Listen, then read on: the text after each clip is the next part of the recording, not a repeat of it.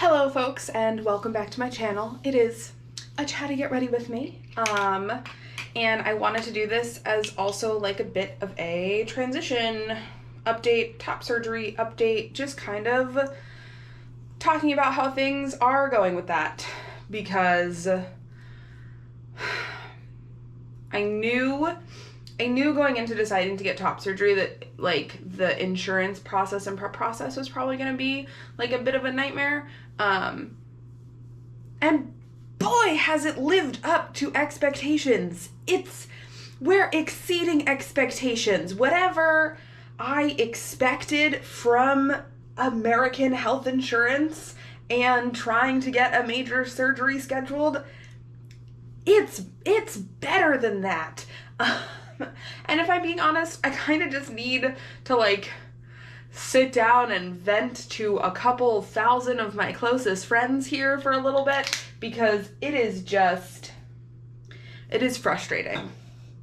It is frustrating, and I am like committed to the process, and I'm determined, and I know that this is what's right for me, and there's not like an ounce of regret or anything, but I am so frustrated with the process that I so often just want to like rip my hair out and scream, or like curl up in a little bed and give up. And I'm not doing either of those things, but man, health insurance really has a way of getting under your skin. So for those of you just tuning in to this top surgery transition journey, I decided about a year ago that I knew I wanted top surgery and that was right for me. And I proceeded to spend about a year doing consultations with, we've now come to a total of 12 surgeons, trying to find someone who'd be a right fit for me to get this done. I am non-binary, so what I want is a more non-binary, like androgynous, gender fluid top surgery. I was originally kind of oscillating between going full flat, straight incisions, no nipple, or keeping my nipples slightly curved incision and keeping a little bit of fat tissue, so like really, really tiny A cups basically. But I was not sure like what was going to be most feasible with my anatomy, and what was going to like work out best for me. I have since found a surgeon that I really like. I've settled on going full flat, no nipples. I've actually made like an entire video about my decision to not keep my nipples with top surgery, and also some of the like unrealistic expectations I think some folks have surrounding nipple grafts and top surgery. And I am now currently working on getting that approved with insurance.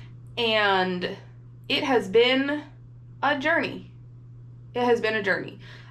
So I have already gotten medical approval for top surgery as like a medically necessary surgery for me. I've met with 2 separate therapists, one who I've been seeing for over 3 years now, and one who I saw for a little over a month, specifically talking about gender issues. Both of them have confirmed that like top surgery is right for me. It's right for my dysphoria. It's going to help me feel more comfortable in my body. My primary care physician has written a letter to the same effect. The doctor that prescribes me my HRT has written a letter to the same effect. I've been on HRT for almost 2 years now. I legally changed my name a year ago. I'm doing all the things. I'm going through all of the steps, and that is just the beginning.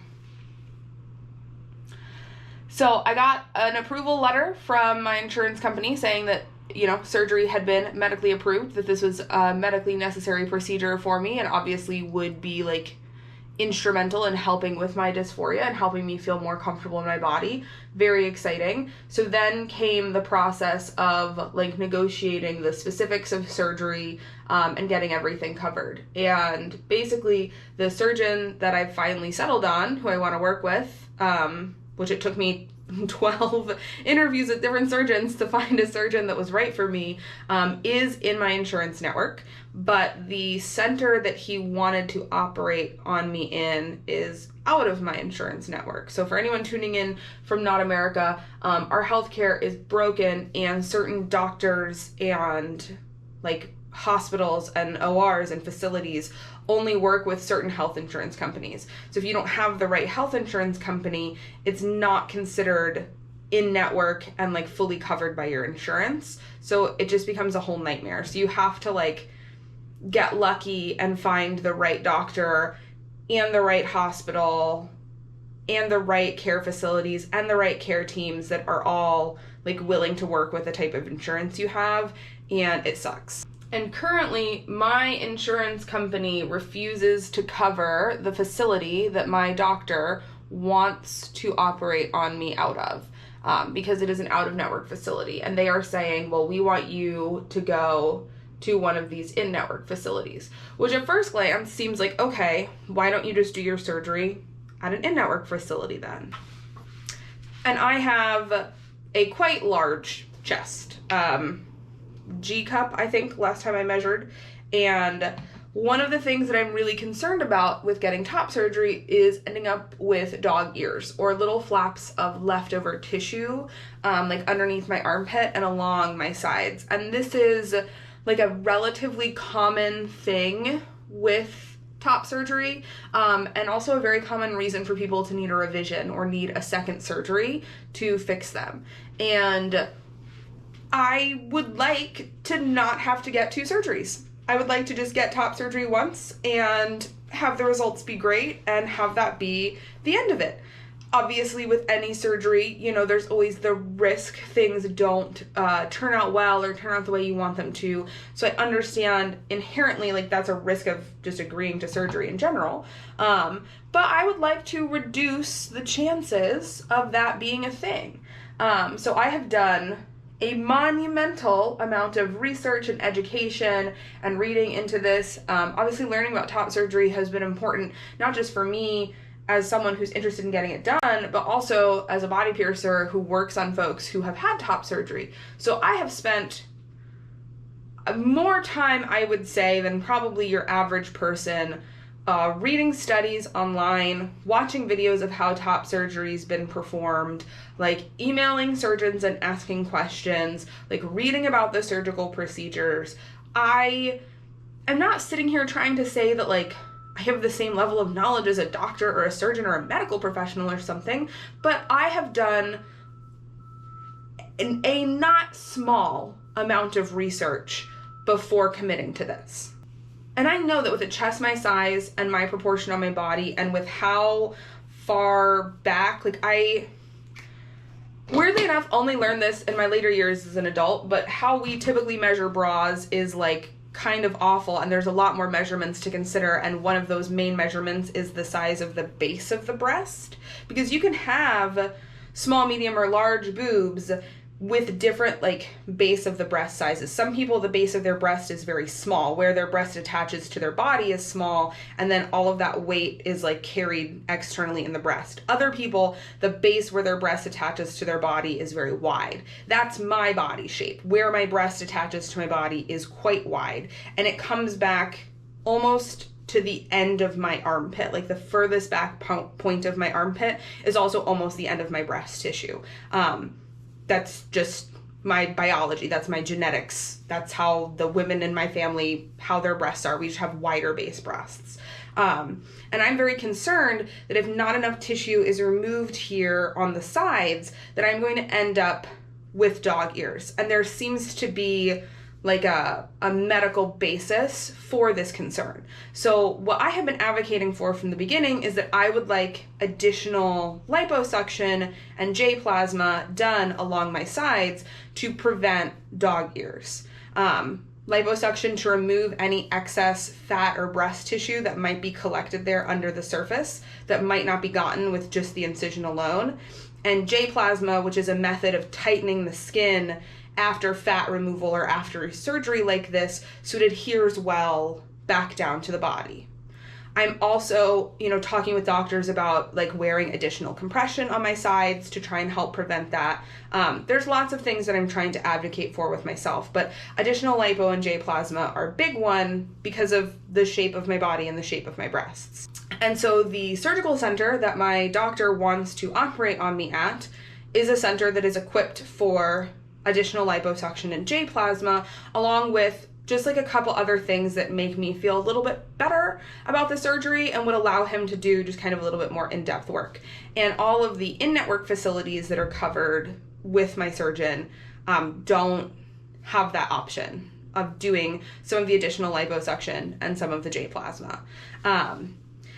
And so my insurance's response was like, oh yeah, you'll just get a revision then, is what it sounds like.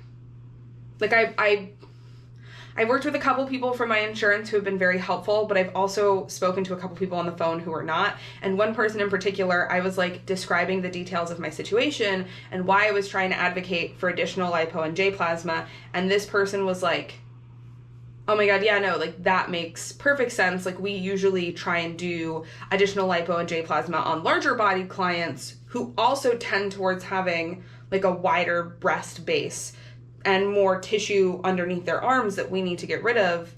That makes perfect sense that you would advocate for that. And I was like, great. So like, what can we do about this within facilities? And they were like, well, you don't have an extremely high BMI, so they wouldn't take you for one of the high BMI facilities. So if you do end up with that loose skin and that extra fat under your arms, you'll just get a revision. You'll just apply for a revision.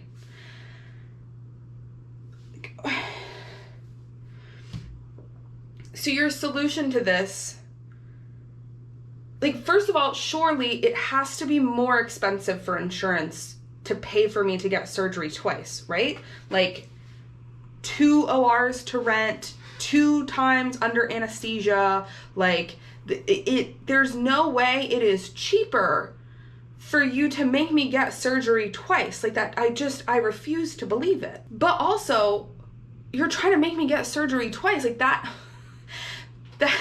that's more dangerous to me. That's 2 times that I have to go under anesthesia. That's 2 times that I have to have my whole upper body cut apart and stitched back together. That's 2 major recoveries. That's 2 separate months that I have to take off of work. That's 2 months where I can't, work at my job and be a functioning member of society, where I'm just stuck recovering and recuperating. That's 2 separate times that I need to put my body through all of this stress and difficulty of healing from surgery. Like, that can't be the outcome we're suggesting, right? We're literally suggesting that I do something so much more detrimental to my overall health, and that must be more expensive, rather than just cover it that way in the first place. And what's crazier to me is I've done all this additional research. I talked to my surgeon about it, and he agreed that with my body type, I would benefit from the additional lipo and J plasma. I talked to my doctors about it. I had it mentioned in all of my letters, and the insurance company approved me, not just for top surgery, but with additional lipo and J plasma. They looked at the measurements of my chest and my overall size and the letters and notes from the doctor, and the insurance company went, yes, this sounds like someone who qualifies for additional lipo and J plasma. We are going to cover this. We agree that this is medically necessary. So insurance has also already said that I am right in advocating for this, that this seems medically necessary for my surgery to have a good outcome. But they don't currently have any in-network facilities with lipo and J plasma that are set up to do this additional work, and they refuse to try and make an arrangement with an out-of-network facility to allow me to get it done there. And it's just crazy to me. So I spent the last 3 months going back and forth between my surgeon's office and the insurance company and the surgical center and trying to make something happen.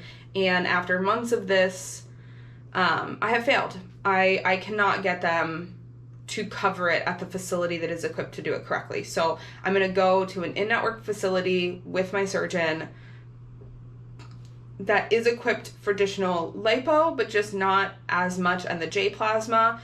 And he's going to try his best to get all of the excess tissue and fat underneath my arms as possible. And we're going to try some additional compression while I'm healing and see if that helps with dog ears. And he's going to try and make the incision in such a way that it'll be less traumatic if we have to go back in.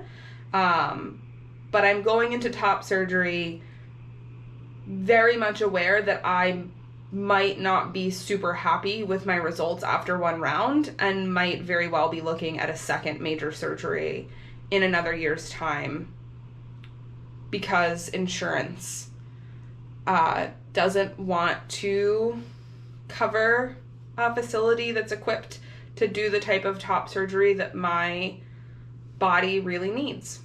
And a huge hurdle that I've faced this whole process is the fact that I am non-binary, and what I want is not like a textbook masculine chest.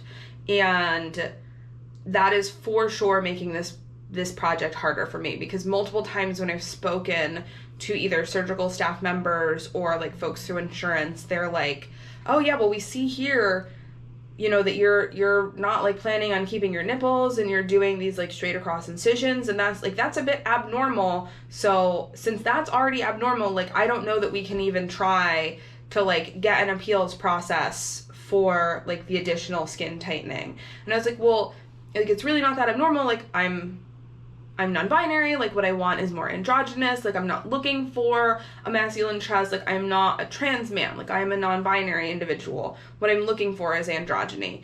And the amount of people I've spoken to who are like, oh, well, I don't know how to help you, like I've never dealt with this before, I don't know, is like unbelievable.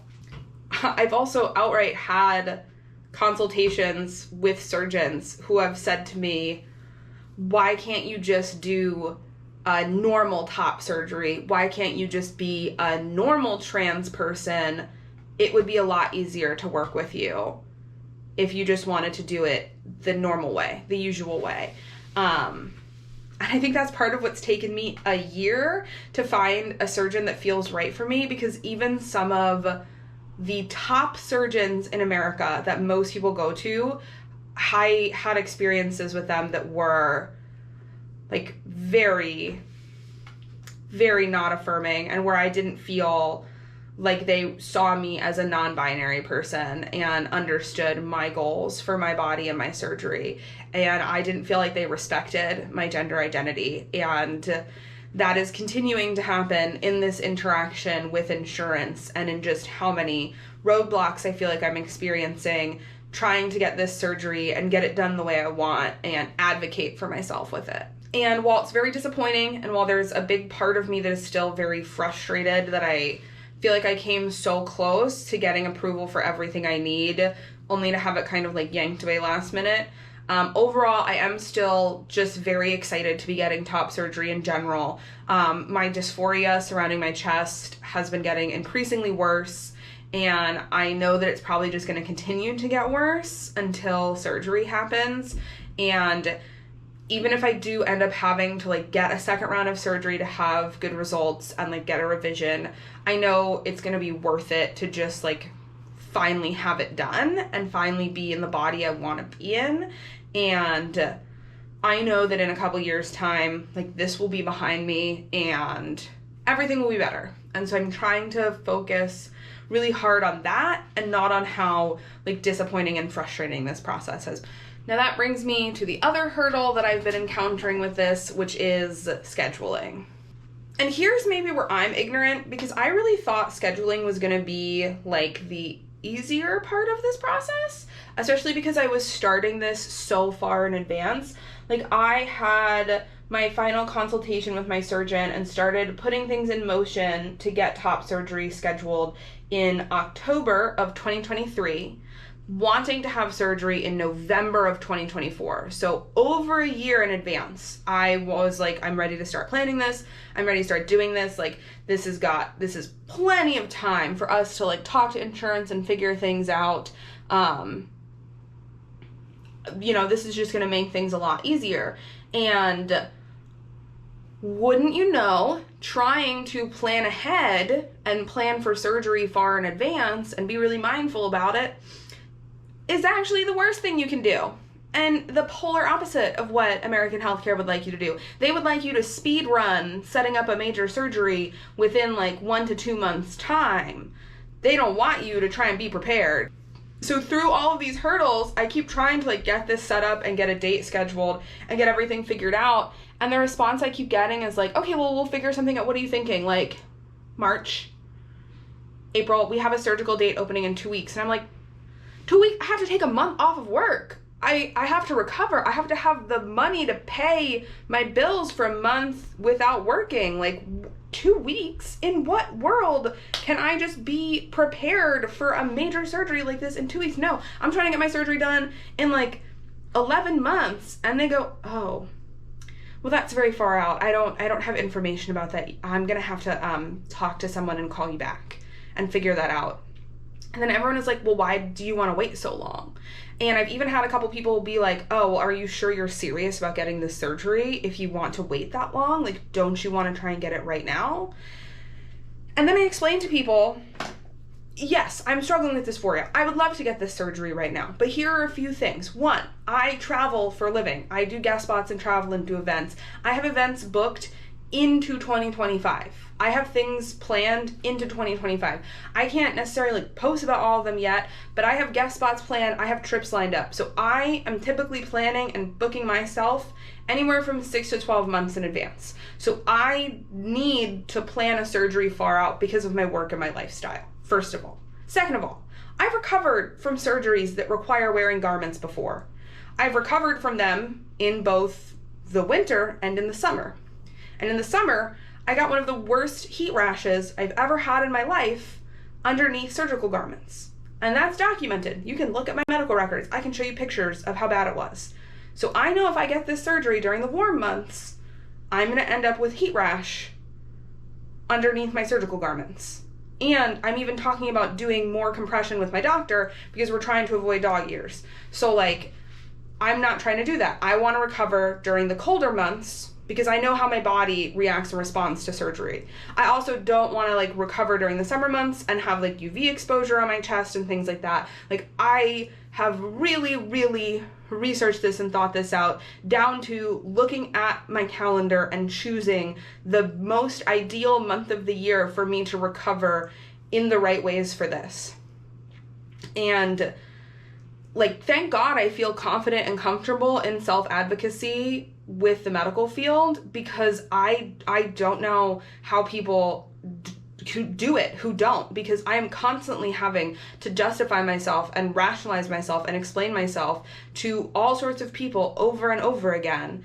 And you'd think like taking the time to put this much research and effort and like energy into getting surgery in the best and safest and healthiest way for me would be appreciated or respected even a little bit. And instead it's the complete opposite. I feel like I get treated worse and get less help because I'm trying to go about this in such like a structured and informed way. So I am really having a hell of a time getting them to like help me set up my surgery this far in advance and respect that I want surgery done in this way and like listen to my wishes for my body. And it's so frustrating, especially because the constant narrative online and that like transphobes share is that like, oh, young people are just rushing into cutting off parts of their body and people aren't taking this seriously and it's a major surgery. And I'm like, okay, like you're right, it is a major surgery. I've spent 2 years planning this. I've read dozens of medical journals. I've consulted with over a dozen surgeons. I've done all of my research and reading. I'm sure that this is the decision I want. This is about as informed consent as one could give. I've literally thought about this up until what time of year will be best for me to recover. I'm willing to reshuffle my work schedule around it. I thought not just about the initial recovery, but the prolonged recovery. If I get surgery in November, then it's going to be cloudy and gloomy and wintry here until like April, May. This gives me a very long time to recover without UV exposure on my scars. It gives me time to do physical therapy and like work my body out before summer months when I tend to be more outside and active. Like I have put so much care and consideration into getting this surgery done the right way and the healthiest way for me and the way that everyone tells you is how it should be done and the right way to do it. And all I get in return for that effort is more struggles trying to get this surgery. And then, of course, the last stressful thing is the cost. So I'm not even having everything that I want done. And with insurance, it's looking like it's going to be about $9,000 for me to get top surgery, which honestly, in the grand scheme of things, is not that bad. It's honestly like kind of good for certain areas and certain regions, but it is going to be $9,000 out of pocket for me to get this done with insurance, and that doesn't cover the fact that I have to be off of work for a month and I need to pay a month's worth of bills and expenses and like food and recovery items. So it is no small feat to get this done. So I'm also currently looking into like financial resources and starting to like budget and plan and figure out like how I'm going to afford this and how I'm going to pay it off and what I'm going to do. And it's a lot. It's very, very, very stressful and very difficult, and somehow like more stressful and more difficult than I ever imagined it would be.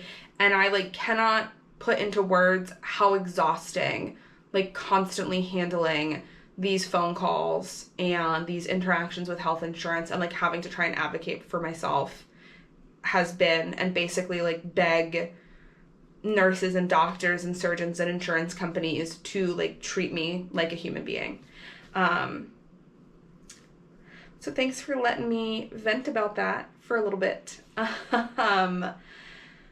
It's stressful now, but it's going to be worth it. It's going to pay off in the end. Even if I have to get a revision, I'm still going to be happy that I did it. I'm so ready to be rid of my chest and to just have the body that I want to have.